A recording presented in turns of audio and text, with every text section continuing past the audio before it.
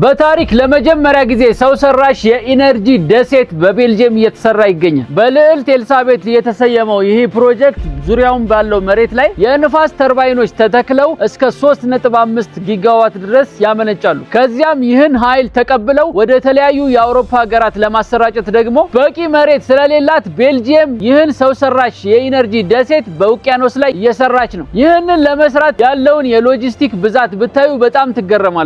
ለምሳሌ ደሴቱን ከማዕበል ለመከላከል ብቻ 23 ግዙፍ የአፓርታማ ህንጻዎች የሚያካክሉ እያንዳንዳቸው ከ22000 ቶን በላይ የሚመዝኑ ኮንክሪቶች በውሃ ውስጥ አስቀምጠዋል። እነሱን ደግሞ አሸዋ ላይ ማስቀመጥ ስለማይቻል ወደ 500000 ቶን የሚመዝን የአለት መሰረት ተጥሏል። ይህም በሌላ አነጋገር 12000 ትራክ ሙሉ ጭነቶች ተደፍቶባቸዋል። የሚገርመው ፕሮጀክቱ ባህር ላይ ስለሆነ የሚሰራው ምንም አይነት የምናቃቸው ማሽነሪዎች ጥቅም ላይ አልዋሉም። ከዛ ይልቅ ሁሉም ነገር እዚህ ጋር በመታዩት የመርከብ ማሽነሪዎች ነው የሚሰራው። ለምሳሌ መሰረቱን ለማፍሰስ የተጠቀሙት ሳይመን ስቲፈን የሚባል መርከብ ሲሆን 2 የኳስ ሜዳዎችን የሚያክልና 1500 ሲኖትራኮች የሚጭኑትን ያክል በአንዴ የመጫን አቅም አለው። እንደ ኤክስካቫተርና ሎደር ስራዎች የተጠቀሙት የመርከብ ቱቦዎችን። እነዚህ መርከቦች ወደ ውስጥ መምጠጫ ቱቦአቸውን ይለቃሉ። ከዚያም በሃይድሮሊክ ፓምፕ አሸዋውን ወደ መርከቡ ይልካሉ። ይህ መርከብ ራሱ 800 ገልባጮች የሚጭኑትን ያክል ብቻውን መያዝ ይችላል። ዓለም እንደዚህ የሮጠች ነውና እናንተም ለፕሮጀክቶቻችሁ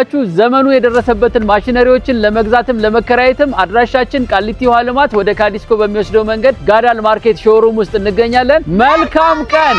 ጋዳል ቴክኖሎጂስ ኮኔክቲንግ ማይንድስ